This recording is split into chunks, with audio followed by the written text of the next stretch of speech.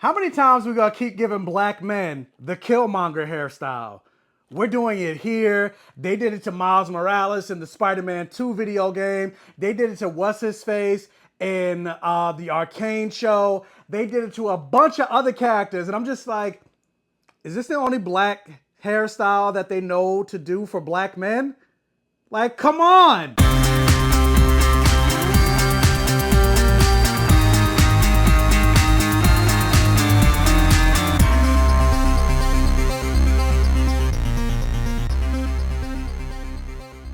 And welcome to my safe haven, everybody. Thank you guys for clicking on another video and joining me here on the Black Gay Comic Geek channel. But if this is your first time clicking on one of my videos, thank you again. But let me introduce myself. My name is Michael. I call myself the Black Gay Comic Geek, and I always say the things that I love to talk about here on my channel has blood, sex, gore, and magic, or any variation of the four. So I like to talk about superheroes, comic books, action movies, horror movies, sci-fi, fantasy, and of course I like to talk about black representation and queer representation.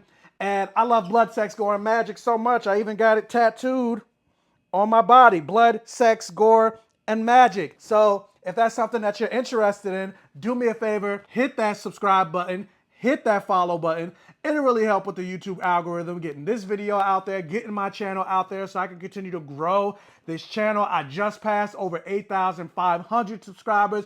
Let's get to 8,006, 8,007, etc., 10,000, 20,000, 100,000. Let's continue to grow the Black Gay Comic Geek train. But with that, guys, the first two episodes of the newest show to hit Disney Plus, the newest show from Star Wars, the newest show from Lucasfilm, just came out yesterday, called The Acolyte. So let's get into it. This is going to be a spoiler review of the first two episodes. So if you have not seen the first two episodes of The Acolyte, I definitely recommend you check that out and then come and check out the spoiler review. But if you're just wondering really quick of whether you feel like you should watch The Acolyte, I would recommend it for these first two episodes. I really enjoyed these first two episodes. I don't know how the rest of the show is going to go, but based on these first two episodes, I enjoyed it. So I definitely recommend you check that out and then come back and check out the spoiler review and discussion. So with that, let's get into the synopsis for The Acolyte. The synopsis for The Acolyte is: a former Padawan reunites with her Jedi Master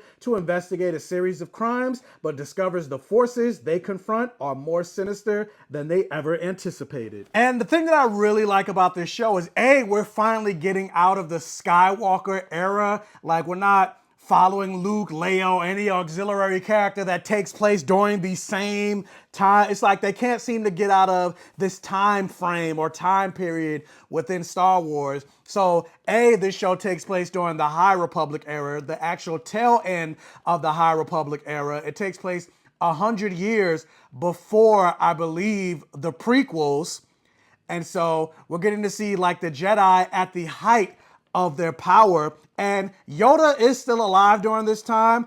We're probably going to see Yoda, but probably not until like towards the end of this season. But I think we're going to see Yoda because he's still alive. He's probably on the council. But anyway, so we're getting to see this different era of Star Wars. And then not only just that, but like the thing that I really like about this show is the fight choreography. Like the way the Jedi are fighting and moving is very different than anything that we've seen in Star Wars so far. Like a lot of when you think of Star Wars, you think about the lightsabers. They're just fighting with their lightsabers pretty much. But in this version, at least with multiple characters that we see, it's basically like Kung Fu. It's Jedi Fu, more or less. Like it almost kind of reminds me of The Matrix, which you see right here, where you have one of the characters in this show, Carrie-Anne Moss, playing a Master Jedi. And it's great to see Carrie-Anne Moss getting her Trinity on in this episode. I'm just like, oh yes, like this is kind of what I actually wanted in terms of like the fight choreography and the level of Kung Fu. This is what I wanted from Shang-Chi and the Legend of the Ten Rings, which we didn't really get a lot. Like a lot of it was just the spectacle. Like, yeah, we got to see some martial arts, but it wasn't on this. Like, this is the level that I wanted for Shang-Chi and the Legend of the Ten Rings. But like, yeah, this was incredible. Like the fight choreography, this was great. And not only just that, but like also a thing that I enjoy and that's different than a lot of other Star Wars properties, especially when it comes to the fight choreography, is the level and the way they're using the Force. And as many times as they're using the Force in this show. Like, one of the things I always like criticize with Star Wars, I'm like, they have this whole power. They're basically space wizards. Why don't they use the Force a lot while they're fighting? I would constantly be pushing and pulling and doing this and stopping somebody with the if I had that level of power. And we're finally kind of getting to see some of that in this show. Like, for the most part, honestly, interestingly enough, we see the Force more in the comics and in the video games, and different types of Force powers in the comics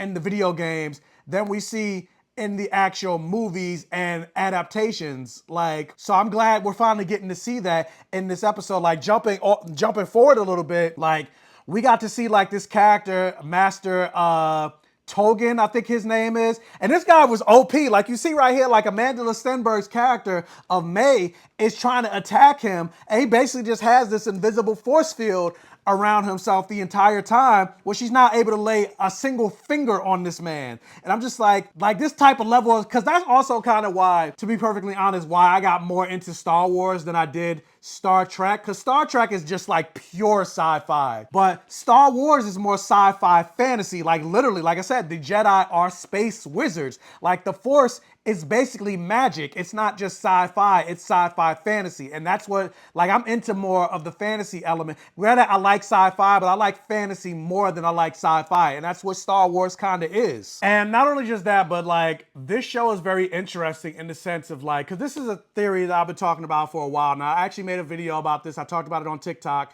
And I actually posted that TikTok video here on YouTube. But for those of you that didn't see that video, this show is more so solidifying the concept that I have. Like, for the most part, when we think about the Jedi Order, and this show is kind of showing that in these first 2 episodes, the Jedi really don't know what they're doing, ultimately. The Jedi are more or less failures. Like, they're so afraid of the dark side and so afraid of even exploring the idea of the dark side or anything like that, that a lot of the dogmatic rules that they put into place to prevent people from going to the dark side and to prevent people from becoming Sith and tapping into that strong emotion of hatred and anger, fear leads to anger, all of that stuff. A lot of those rules that they put into place kind of creates the same problem that they're trying to prevent. Because even when you get into this episode, when you think about the character of Osha and May, and funny enough, like, I was like, of all names to give this person, you give her the name of Osha. Isn't that like the ocean services of there's like a department here in America called OSHA. And so that's what so every time I was like, why does that sound so familiar? Oh, I feel like I've heard that before. Yeah, because it's a department in the government or whatever. But like, the character of Osha went through a trauma where her family were unalived by her sister, or she believes they were unalived by her sister. And so instead of having her deal with that and move on, they're basically telling her like not to lead into her not to think about it, to just move on and not deal with it. And that's kind of the same thing that they kind of deal with Anakin. Like, oh, this guy has a lot of anger in him, and so he's going to go into the dark side. It's like, yeah, he has anger. He grew up as a slave, so of course he's going to have anger, but that's what therapy is for. Deal with the anger, like, express your anger so you can, eventually get over it, but not thinking about it and not talking about it and not dealing with it just allows that anger to fester, which will cause him to become Darth Vader. Or even just this idea of not developing attachments, like where you have the character of Master Soul played by Lee Jun-jae, who actually, shout out for those people that have watched Squid Game on Netflix. That's actually the lead from Squid Game. But one of the characters was just like, oh, your attachment to this Padawan, talking about Osha, is very strong, and attachments are dangerous. And it's like, they're supposed to be for the people. They're supposed to be connecting to the people about peace and everything like that. You would think having attachments would be a good thing. Having connections to the human condition would be a good thing, because that's what they're about. They're about connecting with humanity and everything like that. But like, at the end of the day, Jedi, despite their superior power, they're humans. And it's natural for humans to have emotion. It's natural for humans to feel fear. It's natural for humans to feel joy, to feel rage, and et cetera, et cetera. Trying to ignore those emotions will only lead to things exacerbating. And that's where the Jedi kind of failed in that sense. And then also, I feel like being very tied to the government and having all of their decisions be connected to the Senate. There was also another moment where they failed, but this is kind of like, this show is kind of showing that. And, you know, and then also like, you have the character of Master Torgan, I think that's his name is. Apparently, whatever they did was so bad that when the character of May confronted him, he willingly took the poison. So I'm just like, I'm very curious to find out more about their backstory. Because also, at the end of the day, yeah, she's killing Jedi, but she's also not really that bad of a person. She at least has some level of honor because she just doesn't openly attack a Jedi for the most part. She at least gives them the opportunity. She's like, attack me and hit me with everything that you have, or your biggest strength or whatever. So she's not like outwardly just taking them out the blue. She gives them the opportunity, and then of course if they don't follow through with it, then she'll attack. But clearly something happened. There's some trauma going on. Like, oh, even when you get towards the end of the second episode, she believed that her sister was dead. Just like Osha believed that her sister was dead. But then it kind of made me realize, like, or wonder, like once May realized that her sister was still alive, I was like, okay, so the show should be over, right? Because you were fighting because you thought your sister was dead. You realize your sister's not dead, so where do we go from here? But I did see an interview where somebody was saying that there's been chatter on the streets that this is like the gayest Star Wars property that's ever come out. And while I didn't feel that necessarily, I mean, I'm like, I guess maybe it is, because you have the character of newly appointed Jedi Knight Yord Thandar, who's played by Charlie Barnett. And shout out to Charlie Barnett. I actually got to meet Charlie Barnett like a month ago at the Disney Power of Joy Creator Summit. I wish I exchanged information with him, because he mentioned that when he found out, because he is an openly gay, and this is what I was going to say about it being the gayest Star Wars property. He is an openly gay black gay man. And when he realized, like I told him what my username was, BlackGayComicGeek, and what I do and how I talk about black representation, queer representation, he said, you know, like, he was like, oh, we should definitely connect, and hit me up. And like when the show, you know, actually comes out, I would love to come on your channel and do like an interview and everything like that. Because it is important for people like you are basically me. I wish I had somebody like you growing up, and we need to support each other and everything like that. But then it was so chaotic during the event, I never got a chance to get his information. So I did kind of like DM him on Instagram, but like when you look at his Instagram account, you could tell he doesn't really be on social media like that. So I'm just like, dang, I wish I was able to connect with him so I could talk to him now that the show is out, and then, or maybe during the finale. But going to what I was saying, he's an openly gay man. And then Leslie Headland, who's the showrunner, she's a lesbian. She's openly queer. So I guess in that aspect, it's the gayest that Star Wars has ever been. You have two openly queer people part of the show as main parts of the show. But I don't know, but they also, I guess part of that is also because now that I think about it, like this show kind of gave me something that I didn't know I needed in Star Wars. But speaking of Charlie Barnett, Yord Thandar, you had this moment that happened with him with his shirt off, and I was like, oh, hey, you're like, why don't I see more shirtless Jedi or whatever? Or maybe we have had it in other movies, but I can't recall seeing anything like this, because the moment it happened, I was just like, oh, shirtless? What is it? Oh, give me more. I need it. But speaking of give me more, like the character of Kimir, or Kim, I think I'm saying it right, but the smuggler, the one that made the poison for Manny, played by Manny Jacinto, I was like, give me more of him, because that man is fine. I was like, I want to see him. I want to see him on screen. Hell, let me see him on screen making out with Yord Thandar. Maybe we can get, because since Charlie Barnett is openly gay, maybe his character can also be openly gay as well. Like, how often do we get queer Jedi? Oh shit, have we ever got a queer Jedi or queer character in Star Wars, main character in Star Wars? I'm looking at you for not doing Finn and Poe as boyfriends, especially because Oscar Isaac kept pushing for it. But with that said, the thing that I also really like about this show is how diverse it is. We're getting to see black women Force users, black men Jedi. Like, this is probably the second time we got to see another black Jedi other than Mace Windu.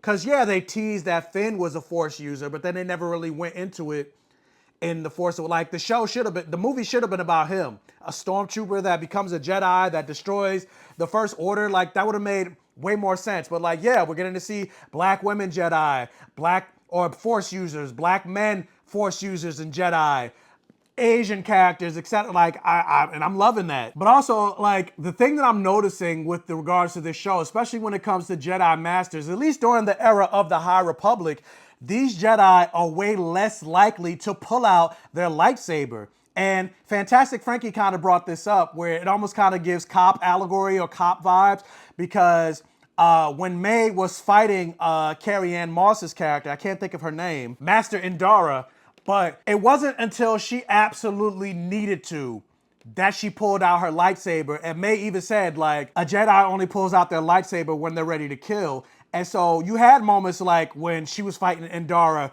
or when May was fighting Master Soul. He didn't pull out his lightsaber at all. But then juxtapose the character of Yord Thandar, him being a much younger Jedi. He's not a master. He just got promoted to the rank of Jedi Knight. He said 2 years ago, the moment he met his friend and fellow former colleague and fellow Padawan, Osha, all she did was reach for her droid, which is almost kind of like reaching for her cell phone. And he instantly he reached for his gun.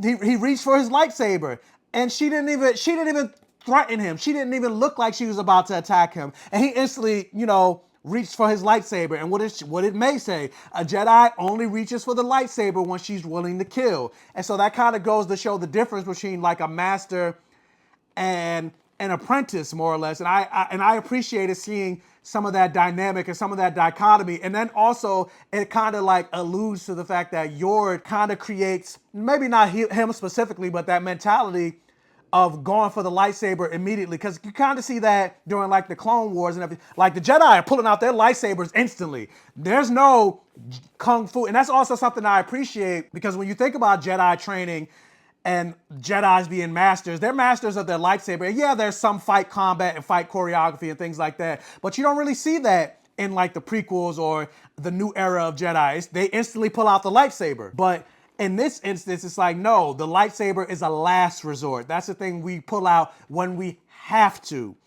And so, yeah, I appreciated seeing that difference as well. And so, yeah, like I said, based on that, I really enjoy these first 2 episodes. And then the fact that we got to see a Force-wielding Jedi Wookiee, like, I was like, oh yes, y'all had me already, but now I'm definitely in. Like, I want to see more of Master Kalanick. I think that's what the Jedi Wookiee is, their name. So I'm like, I'm here for the Acolyte. I'm a fan of the Acolyte. I'm enjoying these first 2 episodes. So with that, have you guys, well, I mean, obviously I'm hoping you watched the first 2 episodes of the Acolyte if this watching this spoiler review. But if you haven't watched the Acolyte, you were just curious of my, spoiler review regardless, are you more interested in checking out the Acolyte now? And also with that, if you watch the Acolyte, what are your thoughts on these first 2 episodes? Did you enjoy it as much as I have? What do you think about everything? Let me know all of your thoughts in the comment section below. Also, if you can, once again, hit that thumbs up button and like this video. It'll really help with the YouTube algorithm, getting this video out there, getting my channel out there so I continue to grow. And also tell your friends, families, and neighbors about my channel to help me continue to grow. If this is one of your first time checking out one of my videos, check out the other videos on my channel. If you like what you see, hopefully you'll give me a follow. You hit that subscribe button. Follow me on my other social media accounts and hit that bell notification button so you're alerted every single time I post a new video. And with that, I'll see you all next week live for episode 5 of Interview with the Vampire. And also episode 3 of The Acolyte. And so as always, I will catch you guys next time. And may the Force be with you.